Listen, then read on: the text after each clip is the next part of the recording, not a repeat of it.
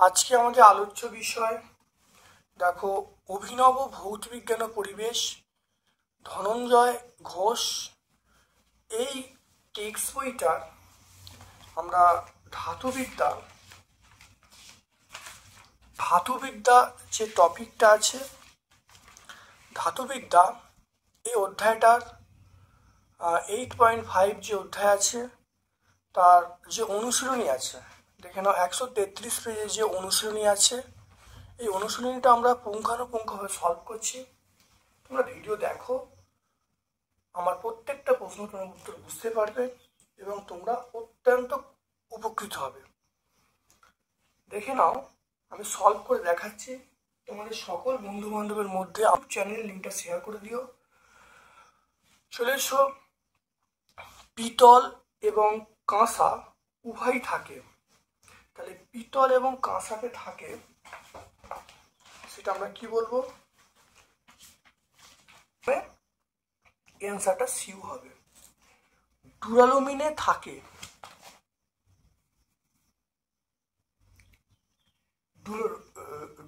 ডুরালুমিনের main উপাদান সেটা আমরা বলবো অ্যালুমিনিয়াম, কপার, ম্যাগনেসিয়াম, ম্যাঙ্গানিজ। তাহলে আমরা এটা মেন বলবো, ম্যাঙ্গানিজ বলবো। তারপর দেখো কোনটি সালফাইড আকরিক। সালফাইড আকরিক থাকে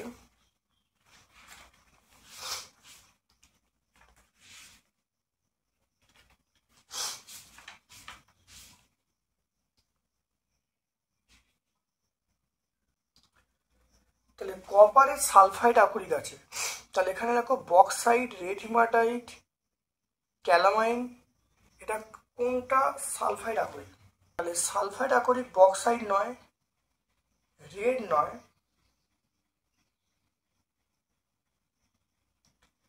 হিমাটাইট, ক্যালামাইন।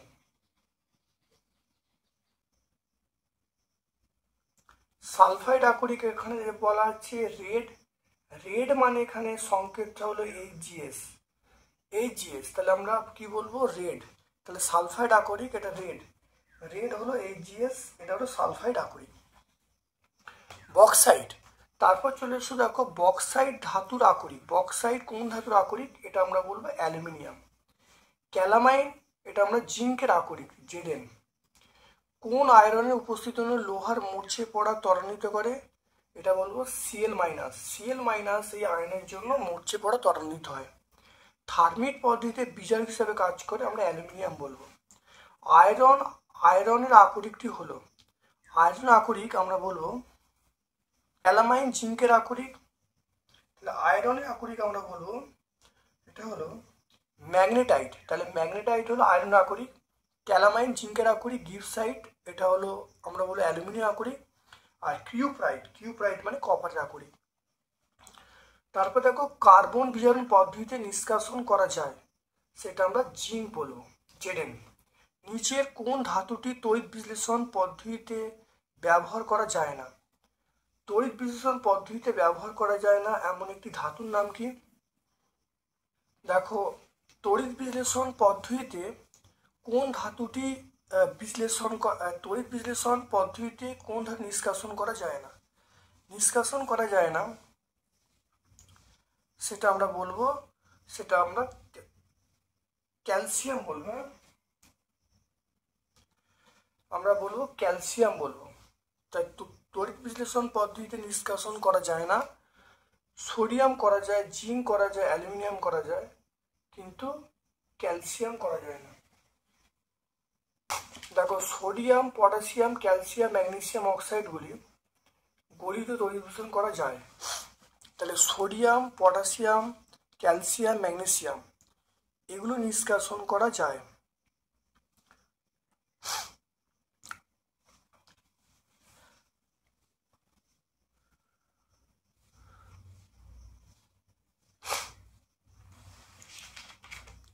তাহলে এখানে চলে এসো। তাহলে লিখে নাও সক্রিয়তা শ্রেণীর ওপরে যেমন sodium, potassium, calcium, magnesium, aluminium তড়িৎ বিজারণের সাথে নিষ্কাশন করা যায়। এই ধাতুগুলি যেমন তড়িৎ বিশ্লেষণ পদ্ধতিতে নিষ্কাশন করা যায়। এই ধাতু সোডিয়াম, পটাশিয়াম, ক্যালসিয়াম, অ্যালুমিনিয়াম এই অক্সাইডগুলোকে তড়িৎ বিশ্লেষণ করে ধাতুগুলো নিষ্কাশন করা যায়।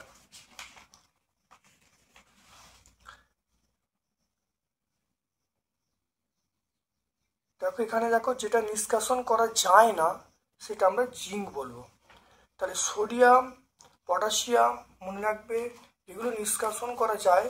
দেখো sodium, calcium, potassium, magnesium, aluminium নিষ্কাশন করা যায়, বা যেটা নিষ্কাশন করা যায় না সেটা আমরা জিঙ্ক বলবো। তাহলে এই প্রশ্নের উত্তরে আমরা কি বলবো? জিঙ্ক বলবো, Zn। তারপর দেখে নাও, গ্যালভানাইজেশনে ব্যবহৃত ধাতুটার নাম। এটা অবশ্যই আমরা কি বলবো? দস্তা বলবো। কোনটি লোহার আকরিক নয়? Magnetite, siderite, red hematite, cryolite. লোহার আকরিক নয় ম্যাগনেটাইট লোহার আকরিক। সিডারাইট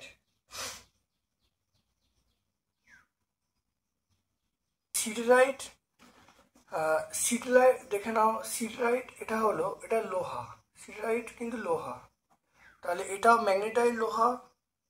তাহলে ক্রায়োলাইটটা হলো, দেখো তাহলে ম্যাগনেটাইট, সিডারাইট, রেড হিমাটাইট সব লোহার আকরিক, আর ক্রায়োলাইটটা আমরা বলবো অ্যালুমিনিয়াম আকরিক।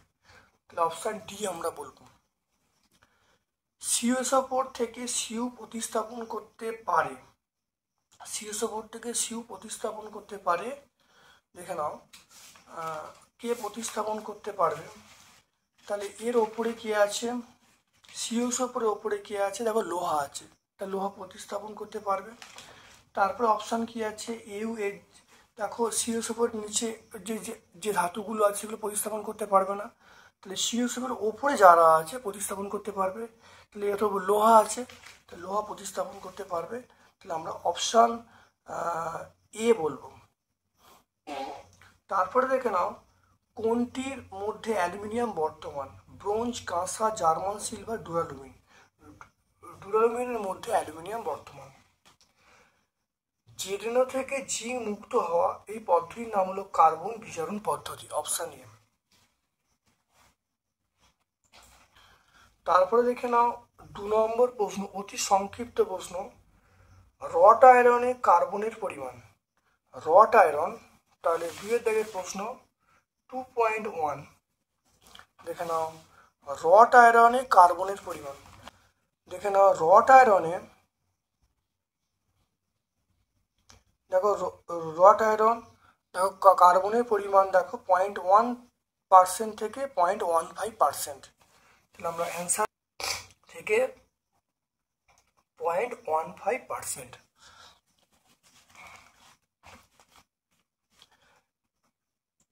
তারপর দেখো মোর্চের সংকেত কি? মোর্চের সংকেত Fe2O3 NH2O। Fe2O3 NH2O, এনটা হলো পরিবর্তনশীল, মানে এনটা পরিবর্তনশীল। তাহলে মোর্চের সংকেত হলো Fe2O3 NH2O, এনটা হলো পরিবর্তনশীল। তারপর দেখো অ্যালুমিনিয়ামের প্রধান আকরিকের নাম ও সংকেত।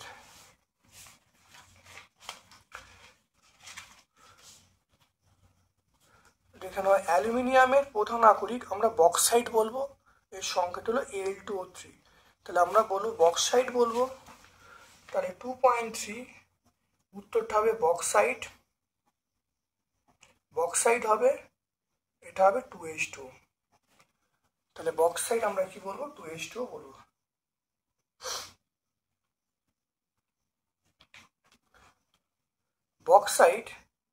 বক্সাইট হবে, এর সংকেত হবে Al2O3 2H2O। তাহলে বক্সাইটের সংকেত হবে এগুলো। তারপরে দেখে নাও 4টা লোহার ওপর গ্যালভানাইজেশনের ক্ষেত্রে লোহার ওপরে কার প্রলেপটি হয়? জিঙ্কের প্রলেপটি হয়, এটা হলো Zn এর প্রলেপটি হয়। তারপর দেখো জার্মান ড্যাশ অফ সিলভার থাকে, তাহলে জার্মান সিলভারের পরিমাণ আমরা বলবো 0%। তাহলে দেখে নাও অ্যান্সারগুলো সব হয়ে গেল। শূন্যস্থান পূরণ করতে বলেছে, দেখে নাও রাসায়নিক বিক্রিয়ায় ইলেকট্রন গৃহীত হওয়া। 2.7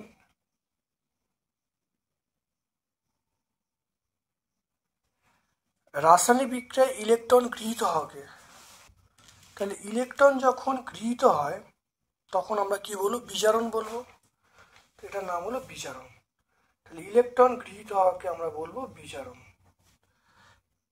ক্রায়োলাইট, দেখো ক্রায়োলাইট কারা করি, তাহলে ইলেকট্রন গৃহীত হওয়াকে আমরা কি বলবো? বিজারণ।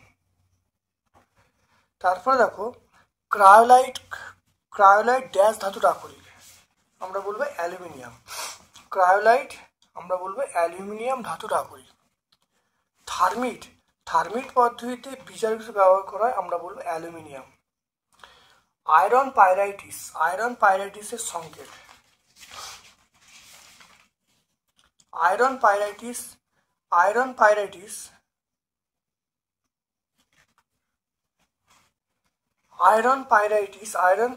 সংকেত হলো Fe2। এটাকে আমরা কিন্তু ফুলস গোল্ড বলি। আয়রন পাইরাইটিস এর সংকেত হলো Fe2।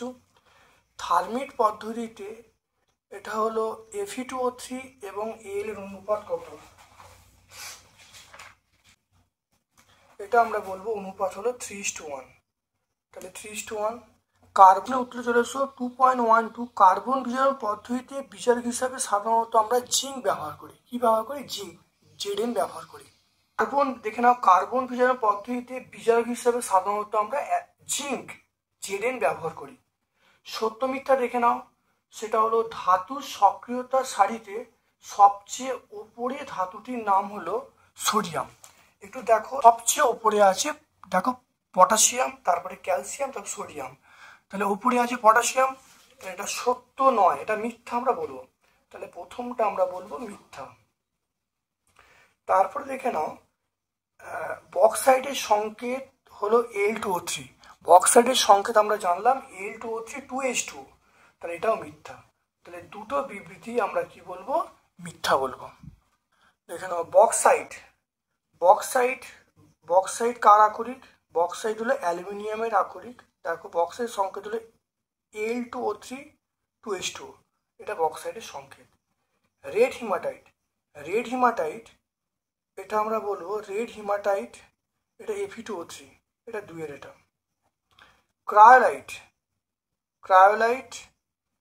ক্রায়োলাইট হলো LFeF3 3NF, এটা হলো ক্রায়োলাইট।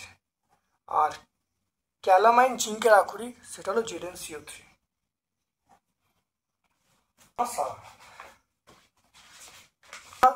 কাঁসা আমরা বলবো CuSn।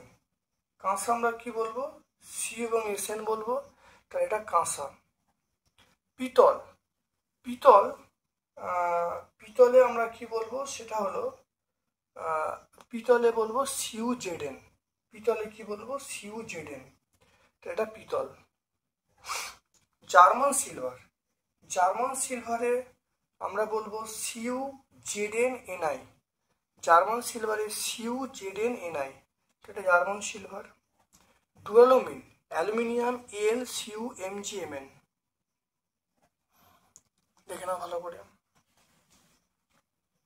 তাহলে কাঁসা CuSn, পিতল CuZn, জার্মান সিলভার CuZnNi, আর তারপর দেখো ডুয়ালোমিন AlCuMgMn।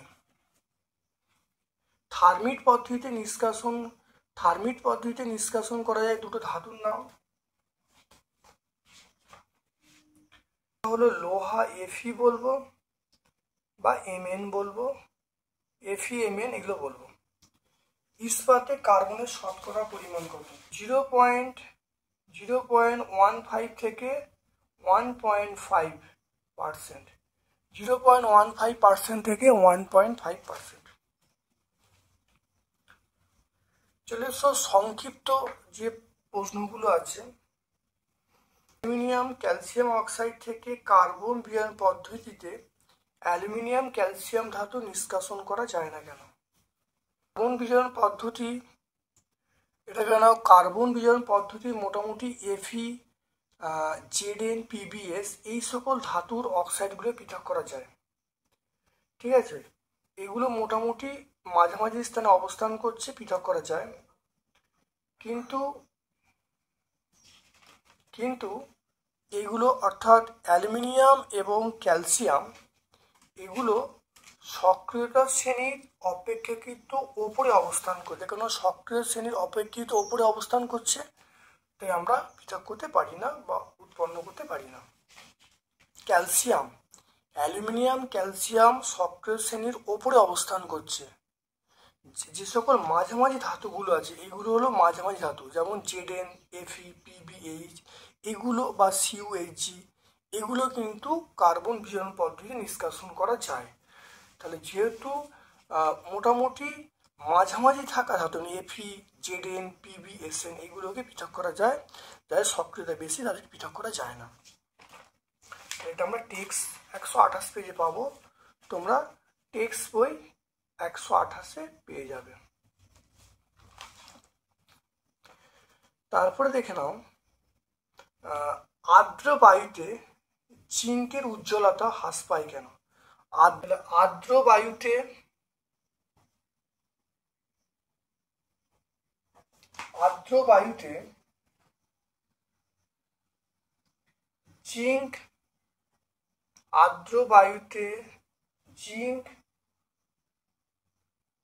অক্সিজেন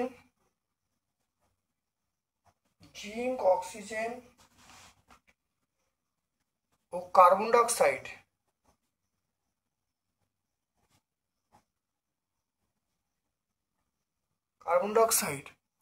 বিক্রিয়া করে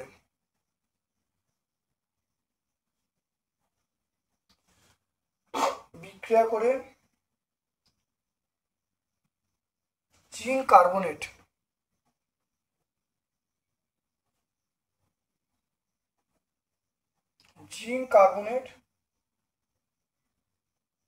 জিঙ্ক কার্বনেটের স্তর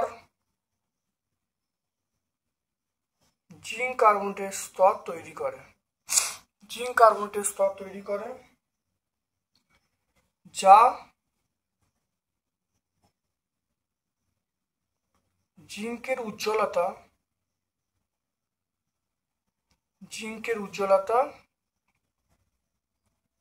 হ্রাস করে। তাহলে আর্দ্র বায়ুতে জিঙ্ক অক্সিজেন কার্বন ডাইঅক্সাইড বিক্রিয়া করে জিঙ্ক কার্বনেটের স্তর তৈরি করে, যা জিঙ্কের উজ্জ্বলতা হ্রাস করে। তাহলে বিক্রিয়াটা আমরা কি বলবো? Zn plus O2 plus CO2, এটা আমরা কি বলবো? এটা বলবো ZnCO3 যৌগ উৎপন্ন করে।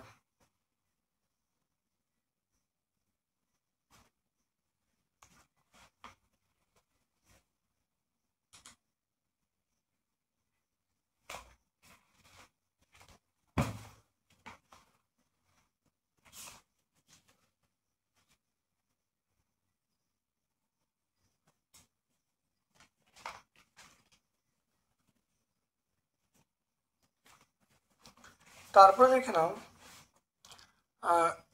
দেখে নাও অ্যালুমিনিয়াম ফয়েলে মোড়া চাটনি খাওয়া উচিত নয় কেন? দেখে নাও টক জাতীয় খাবার, আম্লিক ফল, আচার অ্যালুমিনিয়াম, জিঙ্ক, কপারের পাত্রে প্রসেসিং করা উচিত নয়, কারণ টক জাতীয় খাবারে আম্লিক ফল এগুলো আচারে acidic acid, citric acid, tartaric acid থাকে।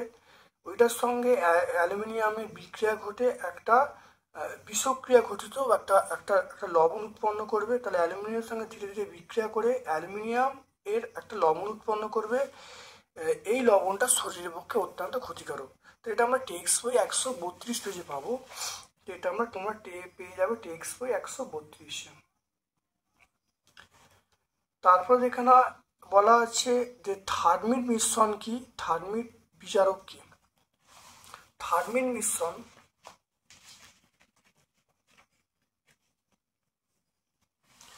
দেখে নাও এখানে দেখে নাও 3 ভাগ, মানে 3 ভাগ Fe2O3 এবং 1 ভাগ Al মিশ্রণকে থার্মিক মিশ্রণ বলবো। এখানে বিজারক হিসেবে আমরা কি ব্যবহার করব? অ্যালুমিনিয়াম ব্যবহার করব। তো এটা টেক্সট বই 129 পেজে পাবো। তাহলে এটা এটা আমরা 129 পেজে টেক্সট বই 129, আর বিজারক হিসেবে আমরা ব্যবহার করব অ্যালুমিনিয়াম এল। অ্যালুমিনিয়ামের একটি সংকর ধাতুর নাম ও সংকেত। অ্যালুমিনিয়ামের সংকর ধাতু বলবো ম্যাগনেসিয়াম বলবো, ডুরালুমিন বলবো। এটা পেজ নাম্বার 126-এ আমরা পেয়ে যাব, টেক্সট বই 126। বায়ুতে ধাতব কপার রেখে দিলে কিছুদিন পরে সবুজ হয়ে যায় কেন? দেখো, বায়ুতে ধাতব কপার রেখে দিলে কপার, জল, কার্বন ডাইঅক্সাইড, অক্সিজেন বিক্রিয়া করে আমরা কি বলবো? সেটা হলো প্যাটিনা তৈরি করবে, আর প্যাটিনার বর্ণ সবুজ হয়ে যাবে। তো এটা পাবো 132 পেজে পাবো। এটা আমরা টেক্সট বই 132-এ পাবো।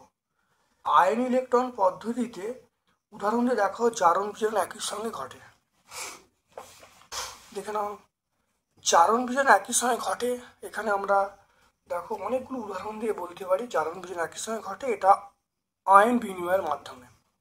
এটা টেক্সট বই 127 পেজে তোমরা পেয়ে যাবে।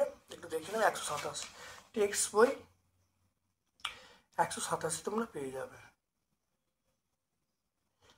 তারপর দেখো তামার একটি আকরিকের নাম ও সংকেত। তামার আকরিকের দেখো তামার আকরিক আমরা পেয়ে যাব। দেখো কপার গ্লান্স Cu2S, তারপরে কপার পাইরাইটিস CuFeS2, এগুলো বলবো। এটা টেক্সট বই 127 পেজ আমরা পেয়ে যাব, টেক্সট বই 127। থার্মিট পদ্ধতিতে ধাতু নিষ্কাশনের নীতি এবং সমীকরণ লিখতে বলছে।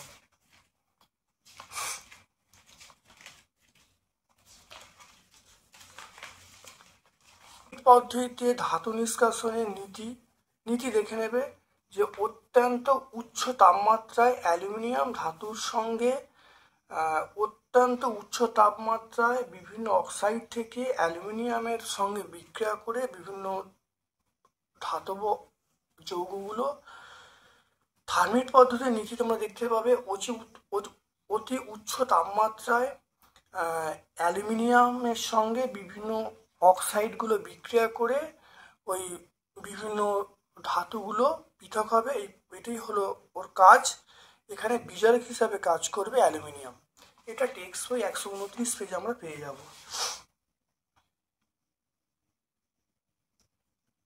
তারপর দেখো, লোহাতে মরচে পড়া কিভাবে পড়ে তা রাসায়নিক বিক্রিয়া ব্যাখ্যা করতে বলছে। লোহাতে মরচে পড়া এটা আমরা টেক্সট বই 131 পেজে পেয়ে যাবো। কিভাবে লোহাতে মরচে পড়া তার প্রক্রিয়াটা ব্যাখ্যা করতে বলছে। প্রথমে দেখো লোহা এটা দেখো ইলেকট্রন বর্জন করে Fe2+। তারপরে দেখো এটা এবং তারপরে জল এবং অক্সিজেনের সঙ্গে বিক্রিয়া করে OH- উৎপন্ন হয়। তাহলে মোট বিক্রিয়া এটা বলতে পারি। তাহলে এইভাবেই দেখো মরচে পড়ছে, দেখে নাও প্রসেসটা এইটা। তাহলে এটা আমরা টেক্সট বই 131 পেজে পেয়ে যাব। এটা টেক্সট বই, তাই লোহার মরচে পড়া আমরা টেক্সট বই 131 পেজে পেয়ে যাব। তারপরে চলে এসো CSO4 দ্রবণে লোহার পেরেক রাখলে কি ঘটবে। নীল বর্ণের কপার সালফেটের তাহলে নীল বর্ণের কপার সালফেট দ্রবণের মধ্যে জিঙ্কের নীল বর্ণের কপার সালফেট দ্রবণের মধ্যে দিয়ে লোহার দণ্ড রাখলে তার লাল বর্ণের আস্তরণ তৈরি হবে। দেখো বিক্রিয়াটা হলো Fe + CSO4 = FeSO4 + Cu। এটা 132 পেজ আমরা পেয়ে যাব, টেক্সট বই। এটা আমরা পেয়ে যাব। মরচে নিবারণের 3টি উপায় লিখতে বলছে। দেখো মরচে নিবারণের উপায় এক হলো যে লোহার ওপরে আলকাতরা রং বার্নিশের আস্তরণ দিতে হবে। আর নাম্বার 2 হলো গ্যালভানাইজেশন পদ্ধতি প্রয়োগ করতে হবে। টিন প্লেটিং দিতে পারো, ইলেকট্রন প্লেটিং দিতে পারো। এগুলো মরচে নিবারণের উপায়।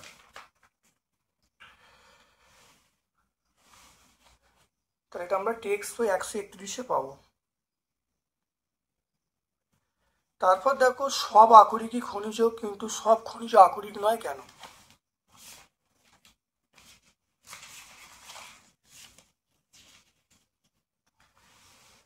এখানে দেখো আছে, আমি ব্যাপারটা বলছি যে খনি থেকে বা ভূগর্ভ থেকে বা ভূপৃষ্ঠ থেকে যে সকল পদার্থ যৌগরূপে সংগ্রহ করা হয় তাকে খনিজ বলবো। আকরিক মানে খুব কম ব্যয়ে এবং খুব তাড়াতাড়ি ওই সকল যৌগ থেকে ধাতু নিষ্কাশন করলে তাদেরকে আমরা আকরিক বলবো। তাহলে তাহলে সমস্ত খনিজ থেকে কিন্তু সহজে আকরিক পাওয়া যায় না, কারণ আকরিক পেতে গেলে দুটো কন্ডিশন ফুলফিল হতে হবে। এক নম্বর হলো সহজ উপায় এবং অল্প ব্যয়ে। তাহলে সেই জন্যই আমরা বলতে পারি আকরিক মাত্রিক খনিজ, কিন্তু খনিজ মাত্রিক আকরিক নয়। এটা আমরা 126 পেজে পেয়ে যাব, টেক্সট বই 126-এ পেয়ে যাব।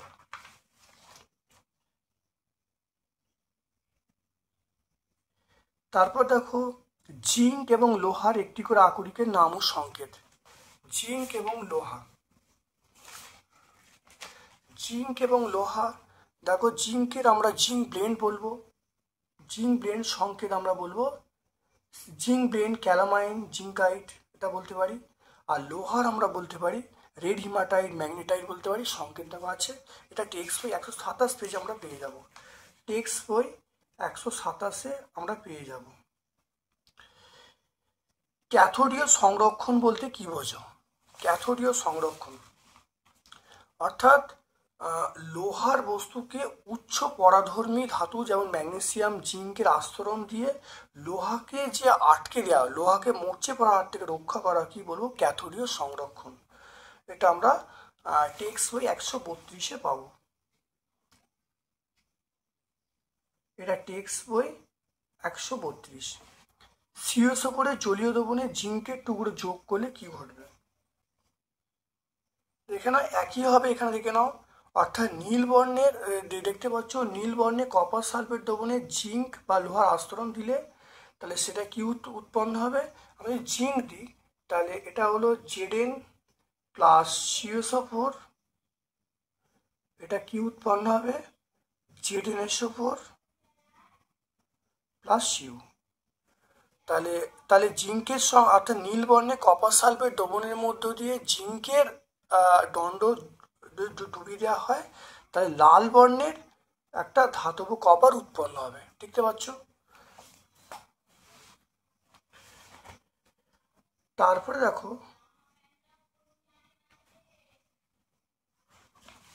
ইলেকট্রন তত্ত্বের সাহায্যে দেখা হচ্ছে, ইলেকট্রন তত্ত্বের সাহায্যে দেখা হচ্ছে জারণ বিজারণ প্রক্রিয়া। তাহলে আগের প্রশ্নের উত্তরটা তোমরা দেখতে পারো এখানে। দেখো দেখে না, এটা তোমরা টেক্সট বই 128 পেজে পাবে। তোমরা টেক্সট বই 128-এ পাবে জারণ বিজারণ প্রক্রিয়া।